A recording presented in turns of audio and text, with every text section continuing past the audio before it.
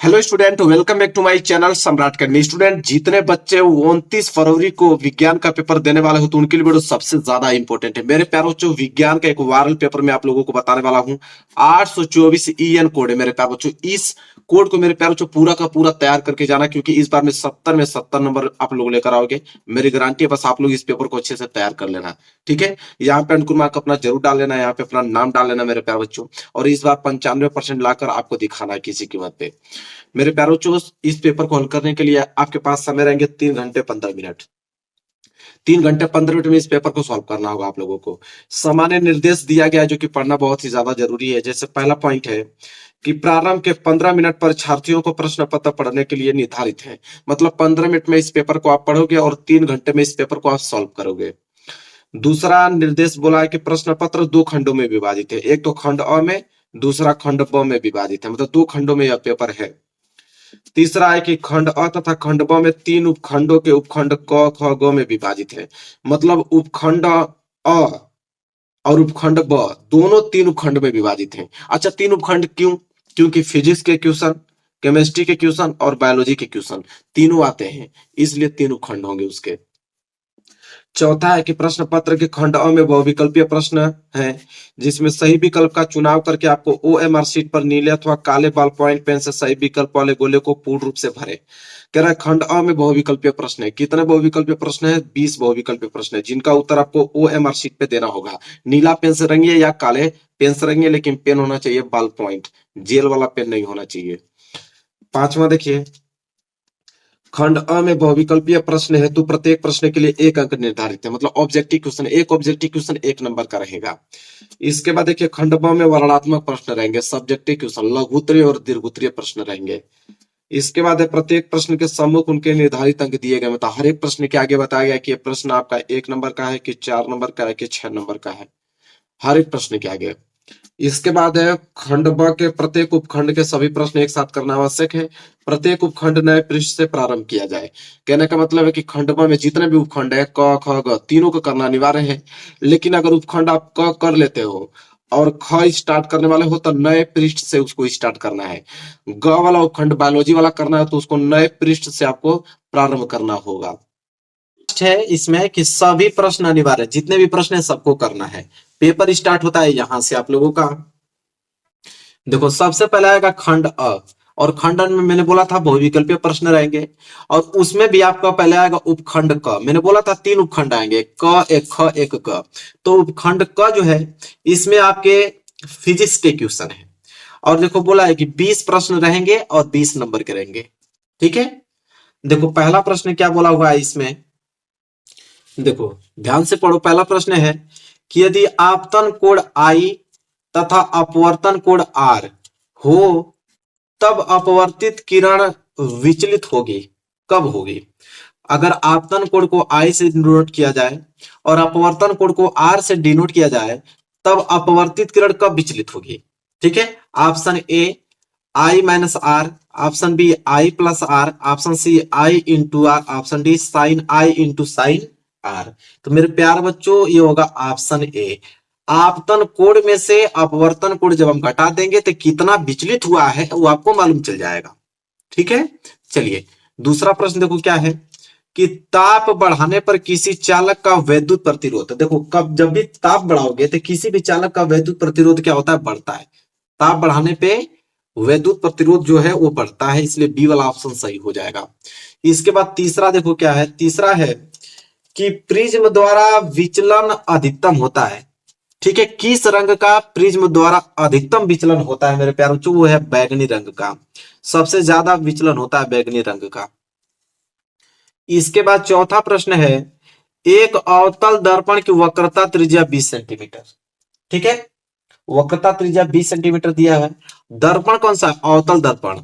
तो वक्रता त्रिज्या को आर से डिनोट करते हैं, तो आर बराबर 20 सेंटीमीटर। लेकिन अवतल दर्पण है तो माइनस में होगा।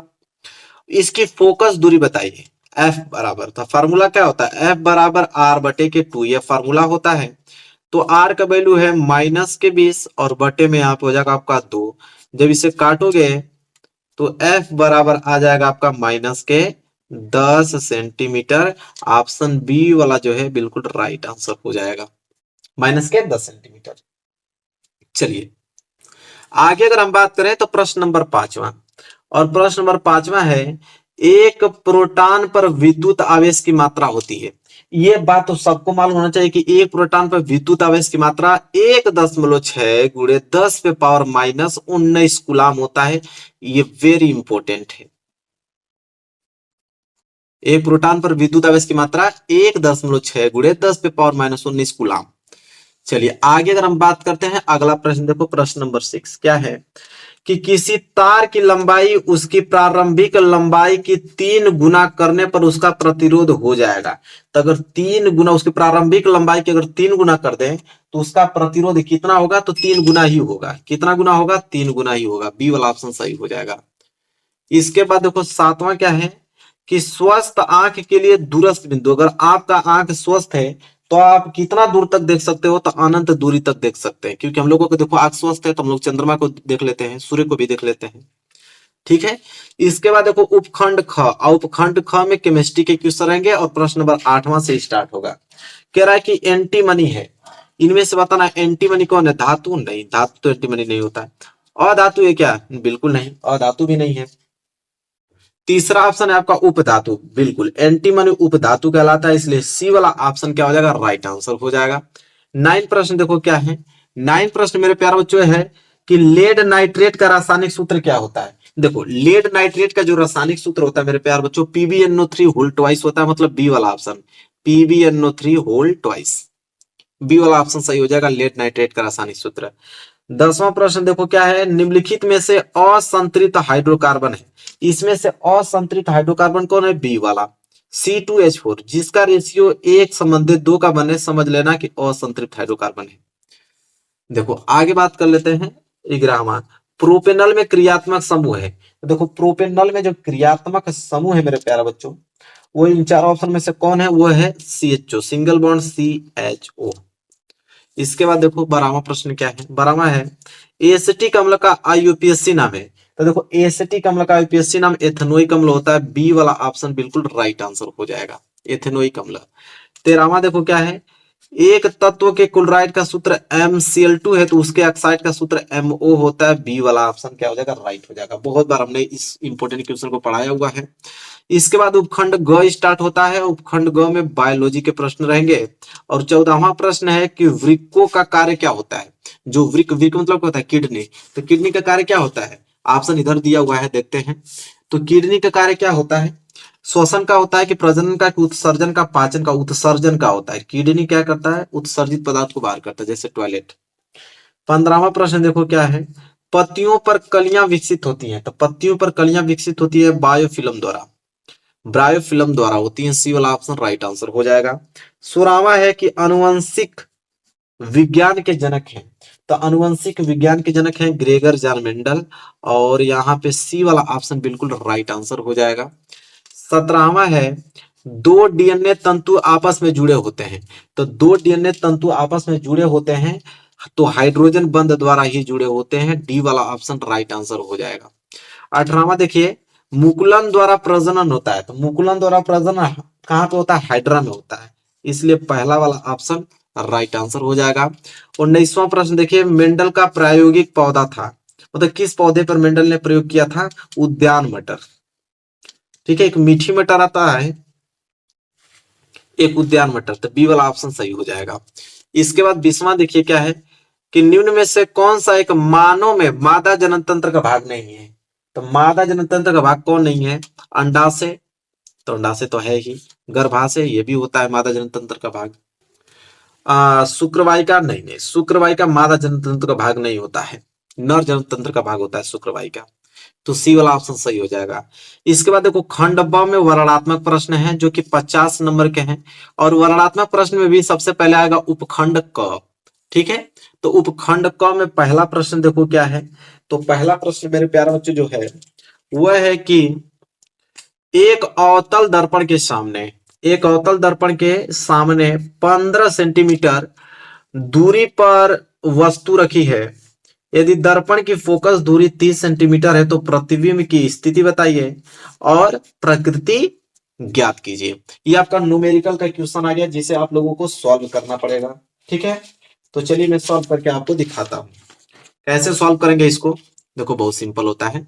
अवतल दर्पण है ना, तो अवतल दर्पण के सामने 15 सेंटीमीटर दूरी पर वस्तु रखी है। तो वस्तु जो रखी होती है उसको यू से डिनोट करते हैं, तो यू बराबर 15 सेंटीमीटर है, लेकिन माइनस में होगा क्योंकि वस्तु जब भी रखा जाता है तो माइनस में रखा जाता था, क्योंकि इस साइड रखा जाता है। चाहे वो अवतल दर्पण हो चाहे वो उत्तल दर्पण हो, यू का जो वैल्यू होता है वो हमेशा माइनस में होता है, इतना याद रखिएगा, ठीक है। फिर बोला यदि दर्पण की फोकस दूरी, तो फोकस दूरी मतलब एफ, तो एफ बराबर 30 सेंटीमीटर दिया है, ठीक है, और ये 15 सेंटीमीटर दिया था, तो 30 सेंटीमीटर भी माइनस में होगा, क्योंकि अवतल दर्पण में फोकस दूरी माइनस में होता है। अगर यही उत्तल दर्पण रहता तो प्लस में हो जाता, ठीक है, इतना तो याद होना चाहिए आप लोगों को। इसके बाद बोला है मेरे प्यार बच्चों, प्रतिबिंब की स्थिति, स्थिति मतलब वी, कहां पे उसका प्रतिबिंब बनेगा, वी का वैल्यू पूछा है। इसके बाद प्रकृति, प्रकृति मतलब एम का वैल्यू ज्ञात कीजिए, ठीक है, ये दो चीज पूछा है। तो आप सिंपल करोगे क्या, सबसे पहले आप दर्पण सूत्र लगा लो। दर्पण सूत्र, दर्पण सूत्र होता है 1/के एफ बराबर 1/के वी और प्लस 1/के यू, ये होता है आप लोगों का दर्पण सूत्र, और इसी दर्पण सूत्र पे यह लगा दीजिए। जैसे 1/एफ, एफ का वैल्यू कितना दिया हुआ है -3, तो -30 रख लो, और बराबर 1/के वी का वैल्यू हमको ज्ञात करना है, तो वी, और प्लस 1/के यू का वैल्यू कितना है -15, ठीक है।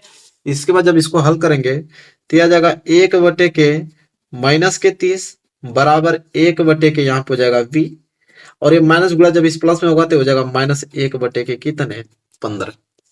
इसके बाद आपको करना क्या है, सिंपल 1/, जो -30 है, और ये -1/15 इधर आएगा तो प्लस के 1/, क्या हो जाएगा 15, और बराबर इधर हो जाएगा आपका 1/के वी। आप एलसीएम लेकर हल कर लो, तो 30 और 15 का एलसीएम कितना होता है 30 ही होता है, तो 30 से 30 कैंसिल, बच गया -1, और प्लस 15 दूनी के 30, 2 को गुणा 1 में करोगे तो 2 बराबर 1/के वी। अब देखो -1 + 2, 2 में से घटेगा तो कितना बचेगा 1, तो 1/30 बराबर 1/के वी। हमको तो वी का वैल्यू चाहिए, तो 30 को इधर ऊपर कर दो और इधर वी को ऊपर कर दो, तो वी बराबर कितना गया 30 सेंटीमीटर, मतलब 30 सेंटीमीटर दूरी पर इसका प्रतिबिंब बनेगा, ठीक है। ये तो हमें वी का वैल्यू। फिर बोला था प्रकृति ज्ञात कीजिए, प्रकृति के लिए एम का वैल्यू चाहिए, तो एम बराबर आवर्धन बराबर होता है -v/के यू, ये फॉर्मूला याद रखना।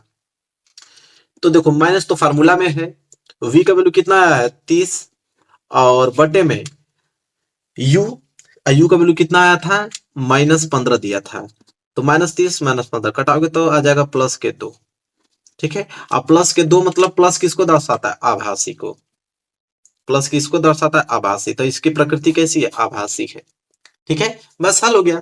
इसमें आप लोगों को 4 नंबर मिलेगा, कितने नंबर मिलेंगे 4 नंबर आपको दिया जाएगा इस प्रश्न पे। इसके बाद देखो दूसरा प्रश्न क्या है, बायो-सेवर्ट नियम क्या है, बायो-सेवर्ट का नियम बताइए, और 4 नंबर के लिए प्रश्न पूछा जाएगा। तो देखो बायो-सेवर्ट का नियम कैसे, तो देखो उत्तर दूसरा, हेडिंग पहले डालोगे आप बायो-सेवर्ट का नियम।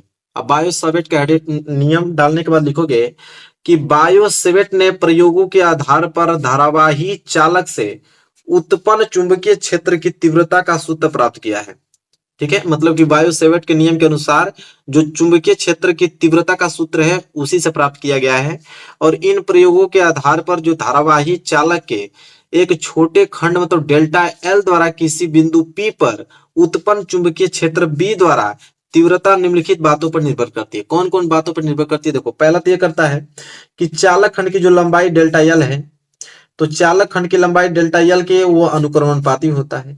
देखो जैसे बी, ठीक है, बी क्या है चुंबकीय क्षेत्र की तीव्रता, तो चुंबकीय क्षेत्र की तीव्रता जो है वो अनुक्रमणपाती होती है डेल्टा एल, डेल्टा एल, ठीक है। इसके बाद दूसरा है कि चालक खंड में प्रवाहित धारा आई के अनुक्रमणपाती होता है। देखो बी जो है यहाँ पे वो अनुक्रमणपाती है, यहाँ पे आई, इसको डेल्टा मिटा दो, आई के अनुक्रमणपाती है। इसके बाद चालक खंड से बिंदु की दूरी आर के वर्ग के वो व्युत्क्रमणपाती होता है। देखो बी जो है उसके आर के वर्ग के व्युत्क्रमणपाती दिया हुआ है, तो इन चालकों पर निर्भर करता है। और चौथा जो लास्ट है कि धारा की दिशा तथा बिंदु के बीच के कोण की ज्या के अनुक्रमणपाती होता है। देखो बी जो है वो साइन थीटा के अनुक्रमणपाती हो गया, और ये फिगर आपको बनाना है। इसके बाद पूरा आप लोगों को 4 नंबर एग्जाम में जो है 4 में 4 नंबर आप लोगों को बिल्कुल दे देगा, 1 नंबर नहीं काटेगा अगर इतना अच्छे से लिखते हो तो।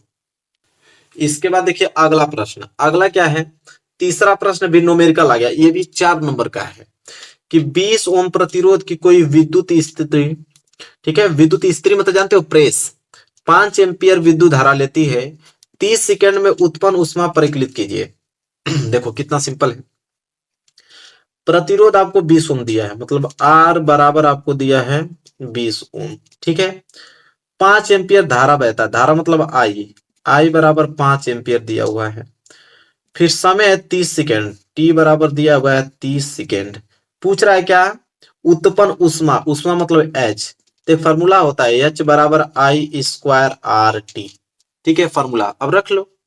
तो एच बराबर आई मतलब 5, 5 का स्क्वायर करोगे तो 25, गुड़े आर का वैल्यू कितना है 20 और टी का वैल्यू कितना है 30, जब इसको गुणा करोगे तो आ जाएगा 15, ठीक है, 15,000 उष्मा, तो इसको गुणा करोगे तो 15,000 उष्मा आ जाएगा, बस इतना छोटा है, 4 नंबर आपको मिल जाएगा, भूलना मत, इसको जरूर लगा के आना एग्जाम में। इसके बाद चौथा है, 3 प्रतिरोध R1 R2 R3 परस्पर समांतर क्रम में जुड़े हैं, किस क्रम में, समांतर क्रम में अगर 3 प्रतिरोधों को जोड़ा गया है तो इसके तुल्य प्रतिरोध के लिए हमें सूत्र स्थापित कीजिए। 6 नंबर का प्रश्न है, अगर ये प्रश्न नहीं आएगा तो अथवा करके एक ऑप्शन और दिया हुआ है कि चुंबकीय क्षेत्र में स्थित धारावाही चालक पर लगने वाले बल का सूत्र प्राप्त कीजिए, ये भी 6 नंबर का है, तो दोनों में से कोई एक कर लो, दोनों में से ऑप्शन दिया है ना, दोनों में से कोई एक ही करना है, लेकिन मैं यहाँ पे आपको बता देता हूं, ये पहला वाला जो कि बहुत इंपॉर्टेंट है कि 3 प्रतिरोध R1 R2 अगर समांतर क्रम में जुड़े हैं तो उसके लिए तुल्य प्रतिरोध कैसे ज्ञात करो, हर साल एग्जाम में आता है, इसलिए मैं आपको बता रहा हूं इसको।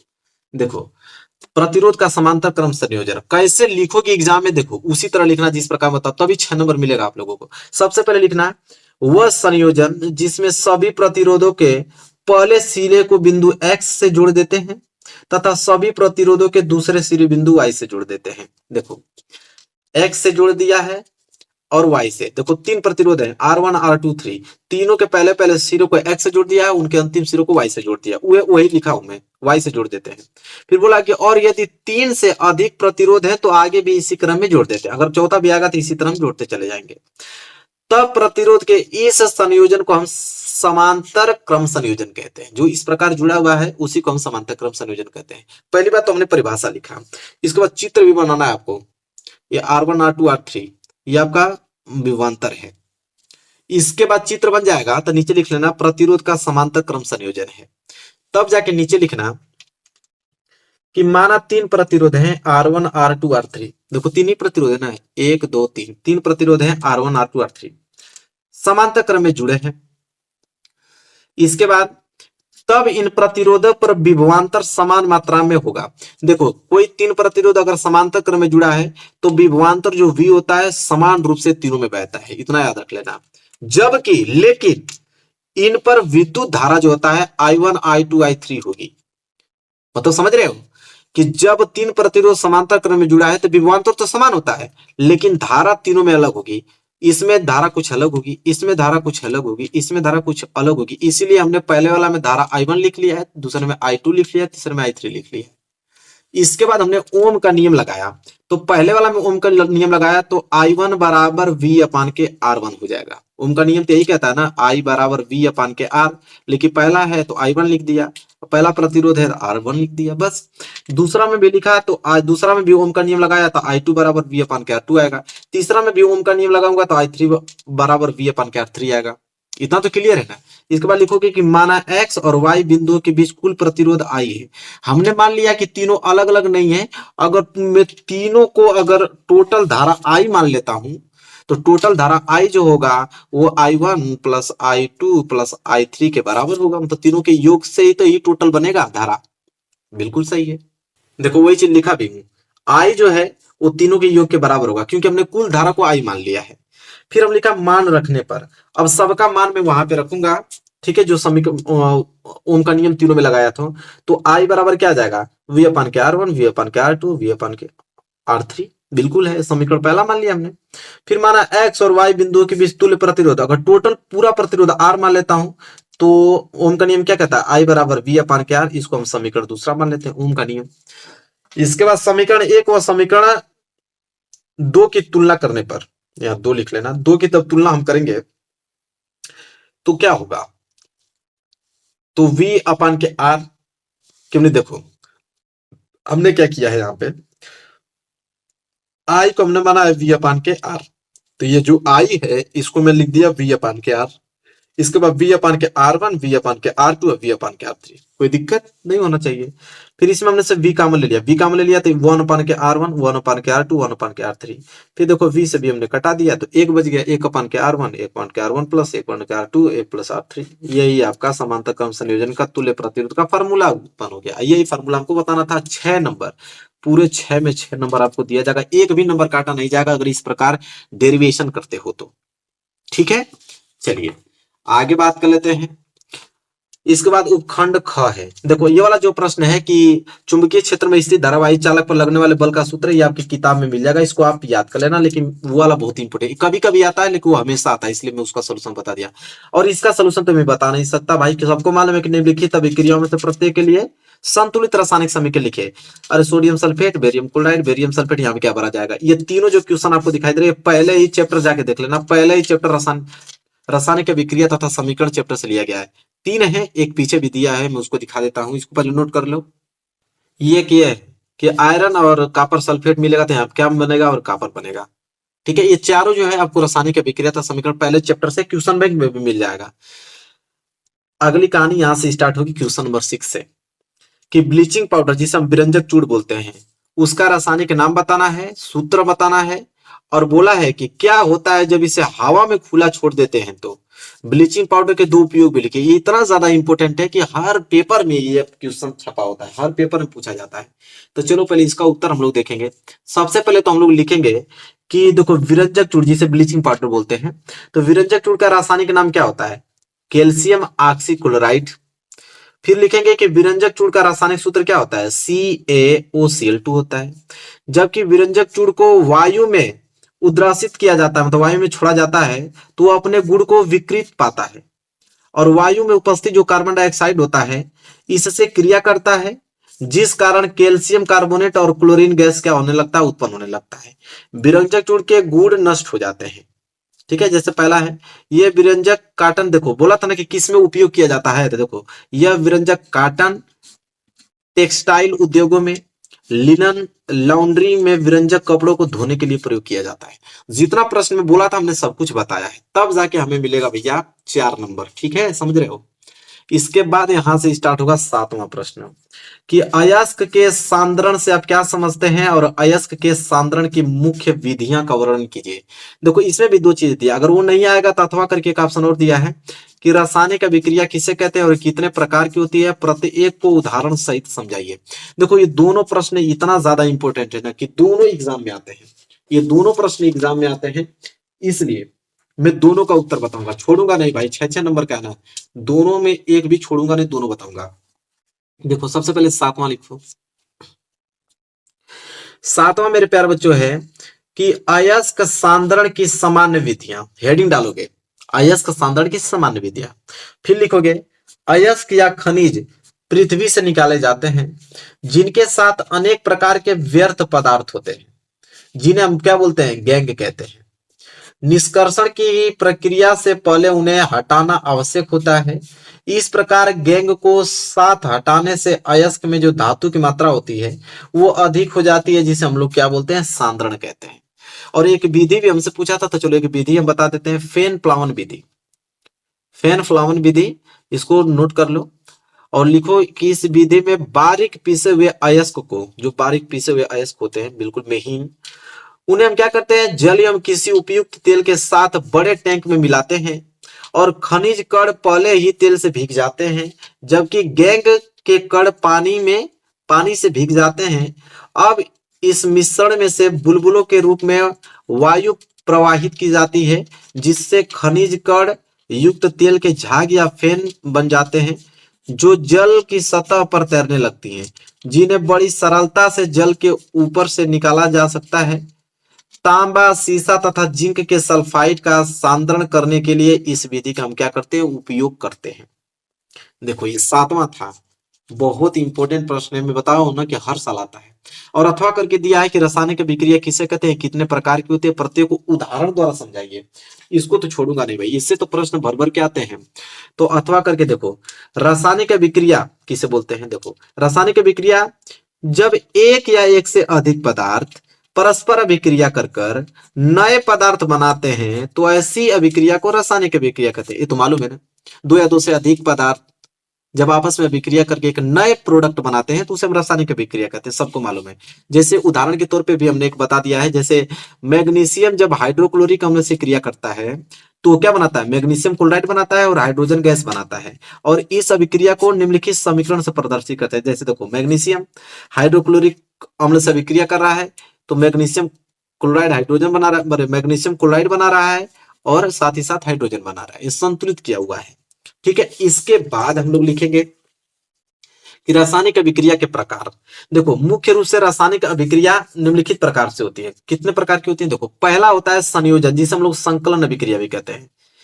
ठीक है, देखो संयोजन अभिक्रिया वह रासायनिक अभिक्रिया है जिसमें क्या होता है ना कि दो या दो से अधिक प्रकार के पदार्थों के अणु जो होते हैं परस्पर जुड़कर एक ही प्रकार के पदार्थ के अणु बनाते हैं। मतलब दो या दो से अधिक पदार्थ के अणु आपस में मिलकर सिर्फ एक पदार्थ के अणु बनाएंगे, उसे हम बोलते हैं संयोजन अभिक्रिया। जैसे उदाहरण में लिख लेना कि सोडियम जो कि धातु है क्लोरीन में जलकर सोडियम क्लोराइड बनाता है। देखो एक तो सोडियम दूसरा क्लोरीन, दो पदार्थ के अणु हैं, आपस में अभिक्रिया करके सिर्फ एक पदार्थ के अणु बना रहे हैं सोडियम क्लोराइड, इसे हम बोलेंगे संयोजन अभिक्रिया। देखो एग्जांपल भी बोला था ना, एग्जांपल भी साथ ही दे रहा हूं। इसके बाद वियोजन अभिक्रिया। वियोजन अभिक्रिया जस्ट उसका उल्टा होता है। वियोजन अभिक्रिया वह रासायनिक अभिक्रिया जिसमें कोई यौगिक अपने अवयवी तत्वों अथवा छोटे छोटे सरल यौगिकों में वियोजित हो जाता है। यह अभिक्रिया ऊष्मा में, प्रकाश और विद्युत द्वारा उत्पन्न होती है। वियोजन अभिक्रिया निम्नलिखित दो प्रकार की होती है। क्या बोला है, इसमें क्या होता है कि सिर्फ एक यौगिक जब उसको हम रिएक्शन कराएंगे तो दो या दो से अधिक अलग अलग यौगिकों में टूट जाएगा, उसको हम बोलते हैं वियोजन अभिक्रिया। जैसे देखो ऊष्मीय वियोजन जो ऊष्मा के द्वारा होता है, जब किसी पदार्थ के वियोजन की अभिक्रिया ऊष्मा देने पर होती है तो ऊष्मीय वियोजन कहते हैं। ठीक है, जैसे उदाहरण पे लिख लो पोटेशियम क्लोरेट का वियोजन। पोटेशियम क्लोरेट का वियोजन जो होता है वो ऊष्मीय वियोजन के कारण होता है, क्योंकि उसमें ऊष्मा देते हैं तभी होता है। जैसे पोटेशियम क्लोरेट KClO3 को जब हम गर्म करने पर, देखो गर्म मतलब ऊष्मा दे रहे हैं, गर्म करने पर यह पोटेशियम क्लोराइड KCl तथा ऑक्सीजन में वियोजित हो जाता है। चलो उसका रिएक्शन भी बता देता हूं। देखो पोटेशियम क्लोरेट जब इसको हम ऊष्मा दे रहे हैं, यहाँ पे जब हम इसको हीट कर रहे हैं, ऊष्मा दे रहे हैं, तो ये पोटेशियम क्लोराइड और ऑक्सीजन में टूट जा रहा है। इसको रिएक्शन को नोट कर लेना है। दूसरा होता है विद्युत वियोजन, जो कि विद्युत देने से यह विक्रिया होती है। लिखना, जिस रासायनिक अभिक्रिया में यौगिक गलित अवस्था में या जलीय विलयन में विद्युत धारा प्रवाहित करने पर वियोजित होता है उसे हम विद्युत वियोजन कहते हैं। जैसे एग्जाम्पल के तौर बताऊं तो सोडियम क्लोराइड विद्युत वियोजन। इसमें क्या होता है कि गलित सोडियम क्लोराइड में हम पहले विद्युत धारा प्रवाहित करते हैं, तब यह सोडियम तथा क्लोरीन में वियोजित हो जाता है। जैसे देखो सोडियम क्लोराइड है, जब इसमें हम लोग क्या कर रहे हैं, विद्युत धारा प्रवाहित कर रहे हैं, क्या विद्युत धारा प्रवाहित कर रहे हैं, तो ये सोडियम में और क्लोरीन में टूट जा रहा है। तीसरा विक्रिया होता है विस्थापन या प्रतिस्थापन अभिक्रिया। तो लिखेंगे कि विस्थापन वह रासायनिक अभिक्रिया है जिसमें यौगिकों के अणु के किसी एक परमाणु अथवा समूह के स्थान पर कोई दूसरा परमाणु अथवा समूह या मूलक आ जाता है। ठीक है, विस्थापन अभिक्रिया मतलब कि अधिक अभिक्रियाशील तत्व कम अभिक्रियाशील वाले तत्व को विकसित कर देता, मतलब हटा देता उसको। जैसे एग्जाम्पल में समझ में आ जाएगा। जैसे देखो लोहा जो है वो कॉपर सल्फेट विलयन में से कॉपर को विस्थापित करके स्वयं आ जाता है, जैसे फेरस सल्फेट तथा कॉपर बनाता है। जैसे देखो ये आयरन है, ये कॉपर सल्फेट, इन दोनों की जब अभिक्रिया करा रहा हूं मैं, तो ये जो आयरन होता है, पहली बात तो ये कॉपर को हटा दे रहा है क्योंकि कॉपर अधिक कम अभिक्रियाशील है ना, और लोहा अधिक है, तो कॉपर को इधर अलग कर दिया और लोहा जाकर सल्फेट के साथ मिलकर फेरस सल्फेट बना दिया, बस हो गया। इसी को तो बोलते हैं विस्थापन अभिक्रिया। इसके बाद चौथा अभिक्रिया मेरे प्यारे बच्चों आ जाता है उभय प्रतिस्थापन या द्विविस्थापन अभिक्रिया। तो चलो देखते हैं उभय प्रतिस्थापन या द्विविस्थापन अभिक्रिया किसे कहते हैं। तो जिस रासायनिक अभिक्रिया में यौगिकों के आयनों अथवा घटकों के अदला बदली हो जाती है तथा नए यौगिक बनते हैं वह उभय प्रतिस्थापन विक्रिया कहलाता है और यह विक्रिया यौगिकों के विलयनों के मध्य होता है। मतलब आयनों का आदान प्रदान होता है इसमें। कैसे? देखो उदाहरण से न समझ में आएगा पूरा आपको कि जब बेरियम क्लोराइड के विलयन में जब हम सोडियम सल्फेट का विलयन मिलाते हैं तो बेरियम सल्फेट व सोडियम क्लोराइड बनाता है। देखो ये बेरियम क्लोराइड है, ये सोडियम सल्फेट, इसके आयन निकल रहे, इसके Ba+ निकल रहा है, इसका SO4- निकल रहा है। तो Ba+ SO4-, देखो अलग अलग आयन है, ये दोनों आयन आपस में जुड़ के BaSO4 बना लिया। इसका क्लोरीन माइनस इसका सोडियम प्लस मिलकर यहाँ पे सोडियम क्लोराइड बना लिया। बस आयनों का आदान प्रदान होता है इसमें। बस हो गया कि नहीं? चलो ये प्रश्न हो गया। इसके बाद उपखंड ग स्टार्ट होता है जो कि बायोलॉजी के प्रश्न रहेंगे और इसमें 4 नंबर का 8वां प्रश्न है। अमाशय किसे कहते हैं, उसके 3 प्रमुख कार्य लिखिए। तो सबसे पहले हम लोग अमाशय देखेंगे। तो देखो 4 नंबर का सवाल है, लिखेंगे कि अमाशय उदर गुहा में अनुप्रस्थ अवस्था में स्थित एक मशक के समान रचना है। यह आहार नाल का सबसे चौड़ा भाग है जिसकी लंबाई कितनी होती है, लगभग 24 सेंटीमीटर और चौड़ाई 10 सेंटीमीटर होती है। अमाशय के कार्य, देखो अमाशय क्या करता है, भोजन का संग्रह, भोजन को पतला लेई जैसा बनाता है और भोजन का पाचन करता है। और उससे नीचे अच्छे से लिख लेना कि अमाशय का मुख्य कार्य भोजन का पाचन है। अमाशय भोजन के साथ आने वाले हानिकारक जीवाणुओं को सफाया करता है। अमाशय के पाचक रस में स्थित एंजाइम भोजन में स्थित प्रोटीन के छोटे छोटे कणों में तोड़ देते हैं जिससे प्रोटीन का पाचन आसान हो जाता है। अमाशय का पाचक रस भोजन के कणों को अम्लीय बनाकर सड़ने से क्या करता है, रोकता है। 4 नंबर पूरा मिल जाएगा आप लोगों को। 9 प्रश्न देखो क्या है कि गर्भ निरोधक की विधियां, विभिन्न विधियां कौन सी हैं? गर्भ निरोधक की बहुत इंपॉर्टेंट प्रश्न है, बहुत इंपॉर्टेंट प्रश्न है। मैं उत्तर में लिखूंगा कि गर्भ निरोधक की विभिन्न विधियां हैं, मतलब बहुत सारी विधियां हैं। कौन कौन विधियां हैं मैं पूरा डिटेल में डिस्कस करूंगा क्योंकि यह प्रश्न 4 नंबर के लिए है। देखो पहला विधि है यांत्रिक जिसे हम लोग भौतिक अवरोध कहते हैं। दूसरा विधि है रासायनिक विधि। तीसरा है शल्य चिकित्सा विधि। चौथा है अंतरा गर्भाशय गर्भ निरोधक यंत्र, उसे ही हम लोग बोलते हैं IUD उपकरण। मतलब कितने हैं टोटल? 4। अब चारों को अलग अलग लिखना पड़ेगा। जैसे पहला हेडिंग डालोगे यांत्रिक जिसे भौतिक अवरोध कहते हैं। इसमें क्या होता है कि नर योनि में शुक्राणुओं के प्रवेश को रोकने के लिए कंडोम निरोध का उपयोग करते हैं और यह मदाय डायफ्राम या ग्रीवा टोपी का प्रयोग शुक्राणुओं के गर्भाशय तथा अंडवाहिनी में प्रवेश को रोकने के लिए करती है। दूसरा है आपका रासायनिक विधि। इसमें लिखेंगे कि औरतें 2 प्रकार की गोलियों का उपयोग करती हैं। पहला मुख गोलियां, ये गोलियां जो होती हैं हार्मोन युक्त होती है जो अंडाशय के अंडोत्सर्ग अंड डिंब के मोचन को रोकती हैं। उधारमाला, जैसे उधारमाला डी होता है, सहेली, ये सब गोलियां आती है। और दूसरा क्या होता है कि यूनि गोलियां, इन गोलियों में रसायन होते हैं जो शुक्राणुओं को क्या करते हैं, मार देते हैं। तीसरा शल्य चिकित्सा विधि वेस्टोटॉमी जिसे पुरुष नसबंदी कहते हैं। शुक्रवाहिकों के एक छोटे से भाग को शल्य चिकित्सा द्वारा अलग कर देना वेक्टोटॉमी कहलाता है। तो वेसेक्टॉमी कहलाता है। शुक्रवाहिकें वे नलिका होती हैं जो नरों के शुक्राणुओं को वृषण के माध्यम से मूत्र मार्ग तक ले जाती हैं। और इसी में दूसरा एक आता है ट्यूबेक्टॉमी। पहला क्या था, वेसेक्टॉमी। एक है ट्यूबेक्टॉमी जिसे हम लोग महिला नसबंदी बोलते हैं। देखो वेसेक्टॉमी को पुरुष नसबंदी बोला जाता है और ट्यूबेक्टॉमी को महिला नसबंदी बोला जाता है। इसमें लिखेंगे कि डिंब वाहिनी नलिकाओं में एक भाग को काटकर अलग कर देना ट्यूबेक्टॉमी कहलाता है और यह प्रतिक्रिया अंड डिंब को आगे डिंब वाहिनी तथा गर्भाशय में जाने से क्या करती है, वो रोकती है। ठीक है, यहां तक क्लियर हुआ। इसके बाद चौथा लास्ट जो कि था अंतरा गर्भाशय निरोधक यंत्र उपकरण। इसमें लिखेंगे जिसे IUD बोलते हैं, IUD। इसमें लिखेंगे हम लोग कि यंत्र जो कॉपर आयनों के स्रोत होते हैं मादा महिलाओं के गर्भाशय में स्थापित किया जाता है। जो निषेचित अंड या ब्लाउस्टला को गर्भाशय में भी स्थापित होने से क्या करता है, वो रोकता है। पूरा का पूरा हमने चारों बता दिया। इसके बाद मेरे प्यारे बच्चे 10वां है कि स्वपरागण के लिए आवश्यक अनुकूल तथा उनके लाभ हानियां लिखे। स्वपरागण के लिए, देखो स्वपरागण के लिए आवश्यक अनुकूल तथा उनके लाभ को हानियां लिखे। लाभ भी लिखना है, हानि भी लिखना है स्वपरागण के। तो देखो इसको हम लोग डिटेल में लिखेंगे। सबसे पहले उत्तर 10वां देखो, लिखेंगे स्वपरागण के लिए आवश्यक अनुकूल पुष्प की द्विलिंगी होना आवश्यक है। नर एवं मादा भाग एक साथ परिपक्व होना आवश्यक है। देखो सबसे पहले हेडिंग डालो, स्वपरागण के लाभ क्या हैं। तो स्वपरागण के निम्नलिखित लाभ हैं, कौन कौन से। तो पहला, पुष्पों में स्वपरागण एक आसान तथा निश्चित घटी प्रक्रिया है जिसके कारण पौधों का वंश चलता रहता है। और दूसरा है कि इनको परागण क्रिया के लिए दूसरे पुष्पों पर निर्भर नहीं रहना पड़ता है।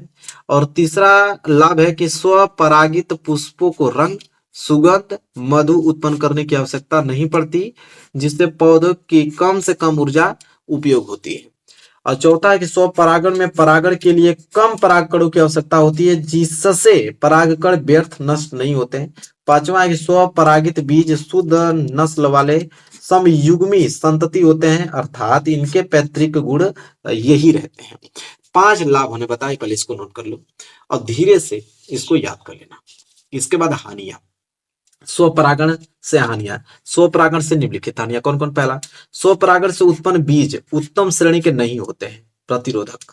दूसरा, स्वपरागण से उत्पन्न पौधों में समय के साथ रोगों के प्रति क्षमता क्या हो जाती है, कम हो जाती है। और तीसरा है कि स्वपरागण से उत्पन्न बीजों से बने पौधे जो हो जाते हैं कमजोर हो जाते हैं।